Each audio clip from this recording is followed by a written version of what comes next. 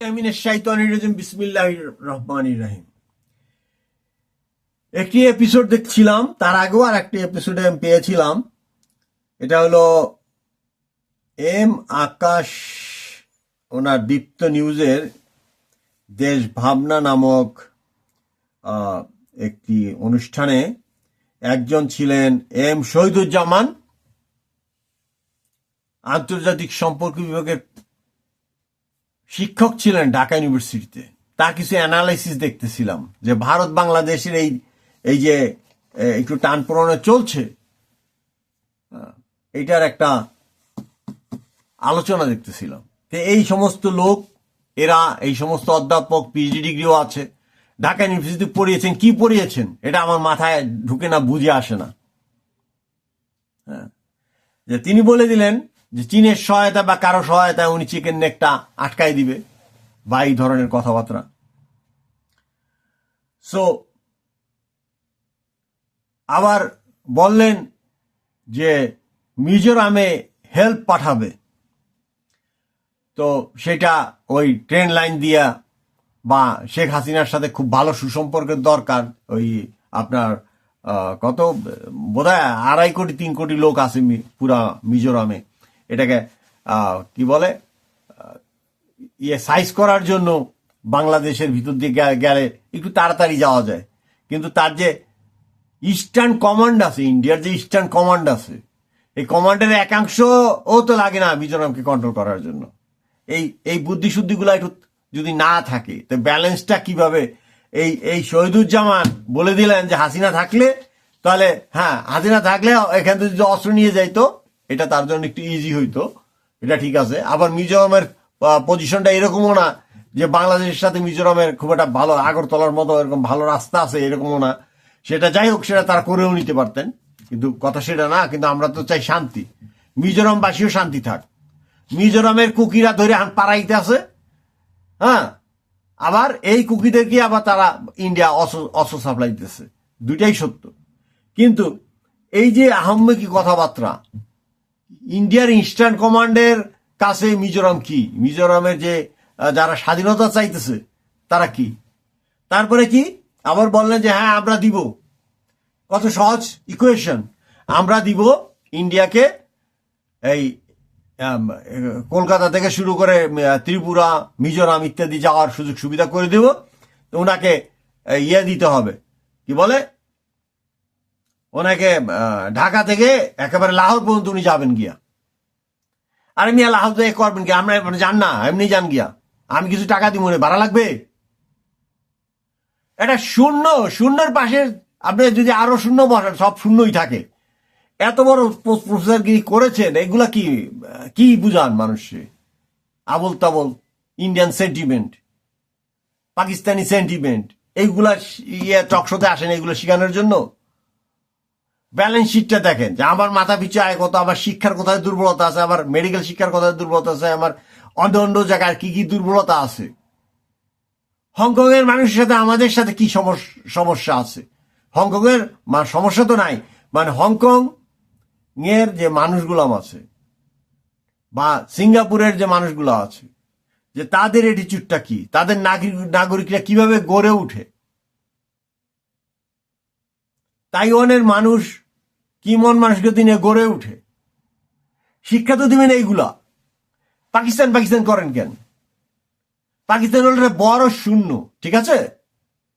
এই বড় শূন্য কি দেখছেন আপনি? মোটা তাজা মানুষ, গরুর গোস্ত খাইবেন, ওখানে সস্তা আছে, কারণ ওখানে লোক গরুর গোস্ত খায় না মানে বেশি খায় না। গিয়ে বাংলাদেশের মানুষ যেরকম অ্যাগ্রেসিভ, ওরকম অ্যাগ্রেসিভ না তারা ওই আপনার ওই খাসি, তারপরে দুম্বা, এই সমস্ত গুলাতে তারা বেশি লাইক করে, ঠিক আছে? গরুর মাংস খাইতে ইচ্ছে হলে যান, অসুবিধা নাই। তারপরে আপনি এখন পর্যন্ত দেখলেন না যে সেখানে 30 লাখ বাঙালি যাদেরকে কাগজ দেয় না, লেখাপড়া করতে দেয় না, তাদের শুধু মাছ শিকার করায়, তাদেরকে দিয়ে কোনো কাগজ দেয় না। কম্পেয়ার করেন, সুন্দরভাবে করেন যে আমরা একটা উন্নত দেশে যেতে চাই। যুদ্ধবিহীন অবস্থা ইজ দ্য বেস্ট থিং। এখন আবার সেই কি বলে এক নায়ক শেখ হাসিনার কথা চলে আসে। তার 3টি ইলেকশনের 3টাতেই আমি সমালোচনা করেছি। এবং তার বাবার বাড়ি বঙ্গবন্ধুর বাড়িতে যে দল উদ্বোধন করে দিয়ে আসছি 23 সালে, আমার নিজের দল। কেন? কারণ বঙ্গবন্ধুর বাকশালের ব নাই তার আওয়ামী লীগের মধ্যে, যেটা বঙ্গবন্ধু ঘৃণা ভরে প্রত্যাখ্যান করেছেন। সেই আওয়ামী লীগ নিয়ে সে এমন একটা কাহিনী করলো, তিনটা ইলেকশন জনগণকে বিচ্ছিন্ন করে হয়ে থাকলো, এবং আজকে দেশ থেকে বাইরে যাইতে হইল তাকে। তার এই নির্বাচিত সেনা প্রধান কর্তৃক তাকে চলে যেতে হইল। তো মানুষের যদি এই বুঝ না থাকে, সে বাংলাদেশের মানুষের যে জিনিসটা দরকার আমাদের, যে আমাদের মাথা পিছু আয়, আমাদের পার্শ্ববর্তী যতগুলো স্টেট আছে, আপনার কয়েকটা 2-3টা ইন্ডিয়ান স্টেট ছাড়া সবগুলাতেই আমাদের মাথা পিছু আয় বেশি। এটা কেন হয়েছিল? এটা হওয়ার পিছনে একটা কারণ ছিল যে কিছু লোকের তো অবশ্যই খুব পানিশমেন্ট দিছে শেখ হাসিনা, অ্যারেস্ট করছে, নাহকভাবে বাড়ি ছাড়া করছে, ঘর বাড়ি ছাড়া করছে, কিন্তু যে এককভাবে যে ডিসিপ্লিনটা ছিল সেই কারণে মানুষ অনেক বেশি কাজ করতে পারছে। কাজ তো আর সরকার করে দিয়ে যায় না, যার যার কাজ তারই করা লাগে, কিন্তু কাজের পরিবেশটা ছিল। এখন তো সেই পরিবেশটা নাই। আজকে এই 3 মাস 4 মাসের যে অবস্থাটা দেখেন অর্থনীতির, যে কি দূর অবস্থাটা হয়েছে। কারণ মানুষের মনে শান্তি নাই। শান্তি নাই কেন? যে কি হয়, কি করি, কই যায়, কোন দেশের সাথে কি সম্পর্ক হয়, পার্শ্ববর্তী দেশ আমাদের উপরে এংরি হইল কেন। কাজে আমাদের বিজ্ঞানে, কৃষিতে, শিক্ষায়, চিকিৎসায় সব জায়গায় উন্নয়ন করার একটা যে চ্যালেঞ্জগুলো মোকাবেলার একটা সময় আসছে। আজকে যখন ভারত ভিসা কমায় দিছে, যে আপনি যাবেন অন্য কোনো দূতাবাসে ইন্টারভিউ দিতে যাবেন, সেটা আপনি ভারত থেকে পাইতেছেন না। এই যে অসহযোগিতা, বা যাই হোক, বাংলাদেশি চিকিৎসকদের অনেক দোষ আছে, তারা পয়সা চার্জ করে, ওভার চার্জ করে। এই জন্য অনেকে মনে করে যে না, ইন্ডিয়াতে যাই, চিকিৎসাটা আমার অন্তত নিশ্চয়তাটা পাবো, যে না, মনটা থাকবো যে তারা সত্যিকার আমার চিকিৎসা করছে। আর বাংলাদেশে গেলেও সন্দেহ থাকে, আরেক ডাক্তার কাছে দৌড়ায়। তো এটার জন্য তো আমাদের ডাক্তাররা দায়ী না। আমাদের ডাক্তাররা যদি স্যাটিসফাই করে দিতে পারতো, তার তো তারা ইন্ডিয়াতে যাওয়ার কথা না। একই বই, একই MBBS, তা আমাদের দেশের লোক কেন ইন্ডিয়াতে যাবে? যায় তো আমরা যে মিথ্যাবাদী জাতি নিজেদেরকে প্রমাণিত করেছি। হ্যাঁ, যাকে যেখানে বসাইছে সেই ওইখানে খালি টাকা খাইবো কেমনে, এই টাকা খাইবো আর পাচার করবো, খাইবো আর পাচার করবো, এই সমস্ত কারণে। এইরকম যদি হয় যে এক ঢাকা ইউনিভার্সিটির প্রফেসরদের বিশ্লেষণ, যে আমাদের যে একটা ক্রান্তিকাল চলতেছে, মানুষের মাথাকে সুস্থির রাখা, সুস্থির চিন্তা দেওয়া, সেটা এদের মাথা থেকে বেরোয় না।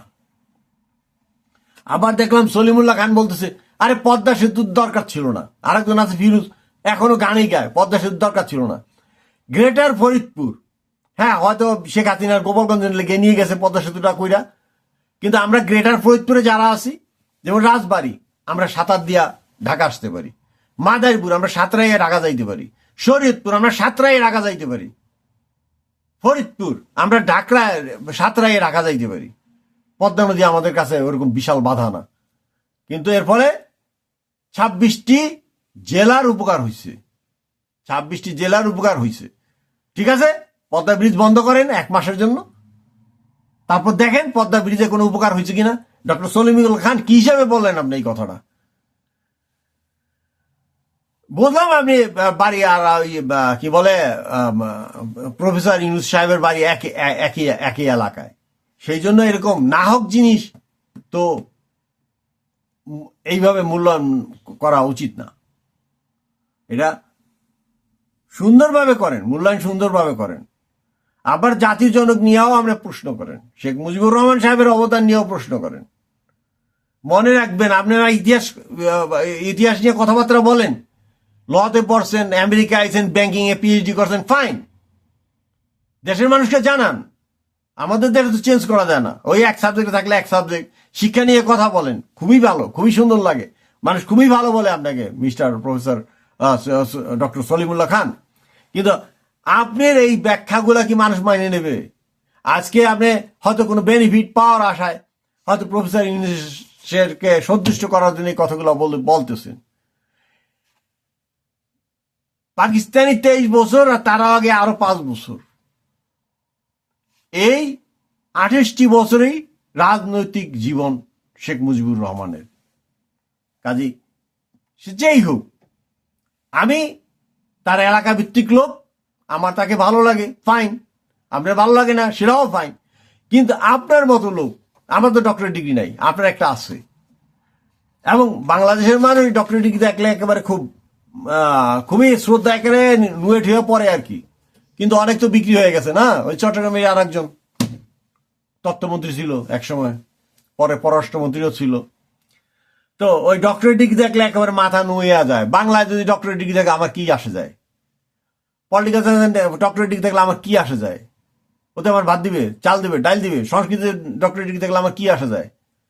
এটা অনেকেই মনে করে, আরে বাপরে বাপ, ডক্টরেট ডিগ্রি করে ফলাইছে। তো ডক্টরেট ডিগ্রি করে ফলাইছে কি হয়েছে? ওর চেয়ে আমার একজন টেকনিশিয়ান বলো, ওর চেয়ে আমার ওই যে দাঁতের ডাক্তার গেলে আমার দাঁত খিলাইল করে দেয়, ওই ভালো, ডাইরেক্ট সুযোগ সুবিধা পাওয়া যায়। হ্যাঁ, রবি ঠাকুরের কি বলে রচনা সামগ্রীর উপরে যদি কেউ ডক্টরেট করে বা নজরুলের উপর করে, কি আসা যায় আমার? পালিতে করলে কি আসা যায়, ইংরেজিতে করলে বা কি আসা যায়? কিচ্ছু যায় আসে না, আমার তো যায় না, আসেও না। ঠিক আছে, কিন্তু মানুষ মূল্যায়ন করে, মূল্যায়ন করলে ঠিক আছে, আপনিও মূল্যায়ন করেন ঠিক মতন। বেসাইজের মূল্যায়নটা কেন করবেন স্যার? বেসাইজ করে মূল্যায়ন করার চেষ্টা করেন না। শেখ মুজিবের মূল্যায়ন এখন যেটা হবে সেটাই খাঁটি, আপনাদের কাছ থেকে যেটা আসবে সেটাই খাঁটি। কত বছর জেলে খাটছিলেন, কয় টাকা পাওয়া গেছে তার কাছে, তার বাড়িতে 75 সালে যে মেরে ফেললো তারে, কত টাকা পাওয়া গেছিল তার কাছে, তার ছেলেদের অ্যাকাউন্টে কত টাকা ছিল? এখন আপনি যদি শেখ হাসিনা আর শেখ মুজিবকে একত্র করে ফেলান, তাহলে দুইখান কথা আমাকে বলতে হয়। হ্যাঁ, দুইটা এক জিনিস না, দুইটাকে একখানে নিলে এক হবে না। ঠিক আছে, তো যাই হোক, আমি কথা বলছিলাম যে এই যে বড় বড় আলোচক এরা এসে এদের ভাবনা, হ্যাঁ, আমরা চাই শান্তি, এবং শান্তির মাধ্যমে ওই যে আপনার তাইওয়ানকে ধাওয়ায় চায়না, কদিন পর পরই ধাওয়া দেয়। হংকং এর টেরিটরিতে হংকং ঠিক মতো কাজ করতে পারে না, চায়না ধাওয়া দেয়। ঠিক আছে, উত্তর কোরিয়া দক্ষিণ কোরিয়া পাশাপাশি দেশ, দুই পররাষ্ট্র পরাশক্তি মিল্লা তাদেরকে আলাদা করে রেখে দিছে। তা আমরা এরকম কিছু হইতে চাই না। আবার ইন্ডিয়ার সেবা দাস হয়ে থাকবো? নো, আমরা কেন হব? আমরা বাংলাদেশি যেরকম, এই আমার আশেপাশে যত বাঙালি আছে তাদেরকেও হেল্প করব। ইন্ডিয়াতে আমাদের দেশের চেয়ে বেশি মুসলিম আছে, তাদেরকেও হেল্প করব। কিন্তু শান্তি থাকতে হবে দেশে আগে। কাজেই সেই শান্তির জন্য যা কিছু হয়, শান্তির জন্য কিছু বলেন। আর আমার দলে যোগদানের মূল সত্য হইল যে মানবিক মূল্যবোধ, এটা যেন আমরা কখনো না হারাই। হ্যাঁ, আর ডক্ট্রিন হলো অ্যাডামস ডক্ট্রিন, আমরা পৃথিবীতে সকল মানুষ আদমের সন্তান, ডক্ট্রিন অফ অ্যাডামস। এবং 3টি ক্ষেত্রে সমান সুযোগ থাকতে হবে। একটা হলো খাদ্য, বাসস্থান, চিকিৎসা। আপনারা যখন বলেন, কথা বলেন, ইন্ডিয়ার মূল্যায়নটা ওইভাবে করবেন, পাকিস্তানের মূল্যায়ন করতে চান করেন, কোনো সমস্যা নাই।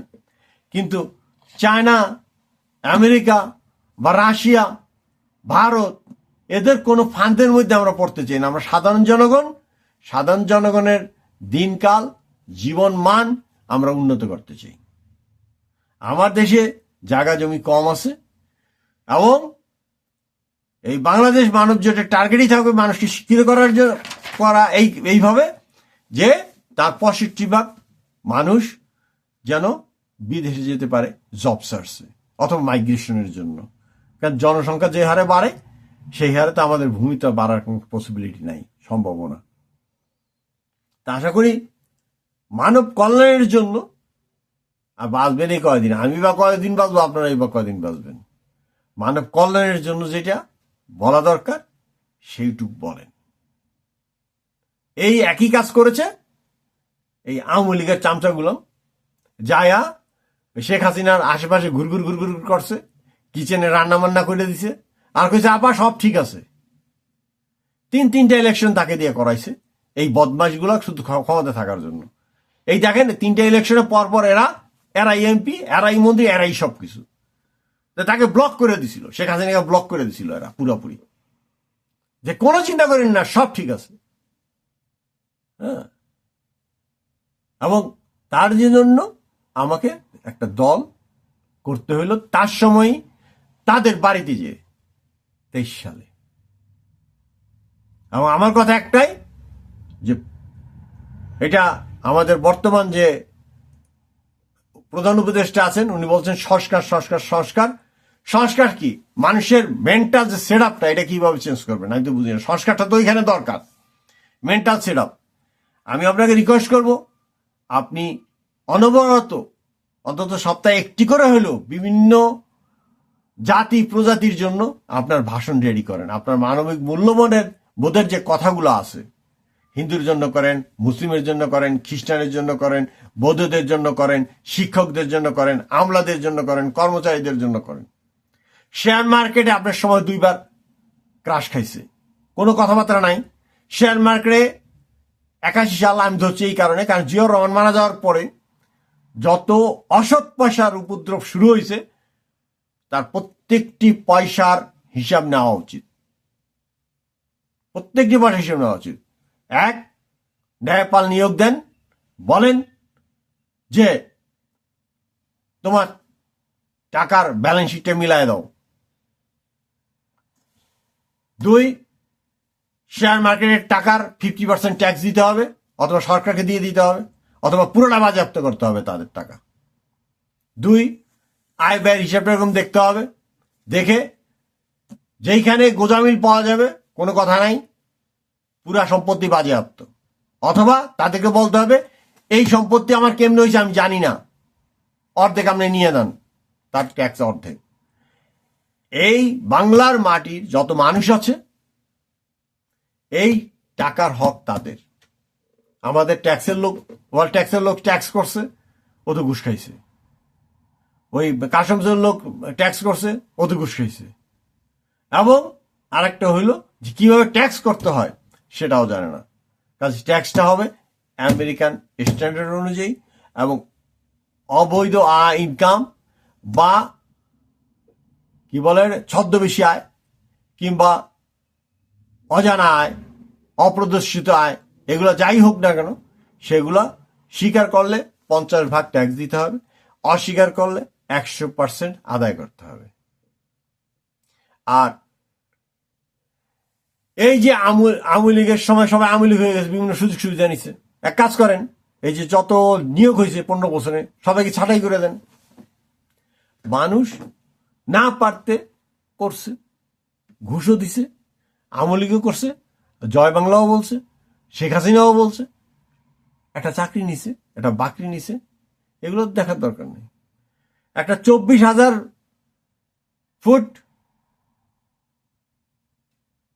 2400 স্কোয়ার ফুট, 24,000 না, সরি 2400 স্কোয়ার ফুটের বাড়ি যদি পাকাও হয়, এটাকে যদি চুরি করেও বানায়, ডাকাতি করেও বানায়, এটাকে মাপ করে দেন 2400 স্কোয়ার ফুট পর্যন্ত, এনি হয়।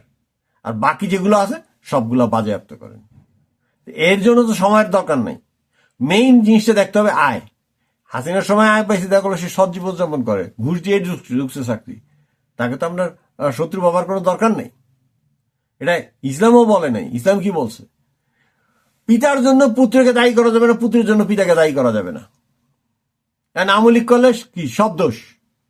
আওয়ামী লীগ তো ভালো লোকও ছিল, কিছু তো ছিল না, কিছুই ছিল না। গয়ের অভাবে তো এইগুলো করা যাবে না, যাবে? আর এই 3 জনকে নাম উচ্চারণ করতেছি, যে সবাই কম বেশি বিদেশি শিক্ষিত, একটা এবং রচনা লিখেই তারা ডক্টরেট ডিগ্রিটা পেয়েছেন। স্টেরিওটাইপ এটা করা যাবে না। যার দোষ, এটা কোরআন হাদিসের কথা, তাকেই দায়ী করতে হবে, সেইভাবেই দায়ী করতে হবে সবাইকে। যার দোষ তাকেই দায়ী করতে হবে। স্টেরিওটাইপ ডিসিশন নেওয়া যাবে না। এটা আপনারা তিনজনেই বিদেশে পড়াশোনা করছেন। No stereotype decision, no stereotype সিদ্ধান্ত, সব খারাপ, নো, এটা করা যাবে না। এটা ওই যে সেদিন একটা টকশোতে দেখছিলাম, ডক্টর শফিকুর রহমান, জামাতে ইসলামের আমির প্রধান, সেও বলছে না, এটা করা যাবে না, সবাই দোষী কিভাবে হবে। আসুন, বাংলাদেশের স্বার্থে আমরা এই যে ইয়েতে কি বলে, সরকারি চাকরির প্রথমেই বলা হয় যে নিরপেক্ষ দৃষ্টি, কোনো প্রকার অনুরক্ত বা কোনো বিশ্বাসের কারণে আরেকজন লোককে ডিপ্রাইভ করা যাবে না। আসুন, ওই পলিসি আমরা গ্রহণ করি। বাংলাদেশ অবশ্যই একটি উন্নত দেশে পরিণত হবে ইনশাআল্লাহ। বাংলাদেশ মানব জোটের পক্ষ থেকে আমি কাজী মোশাররফ হোসেন এখানে শেষ করছি। আল্লাহ হাফেজ।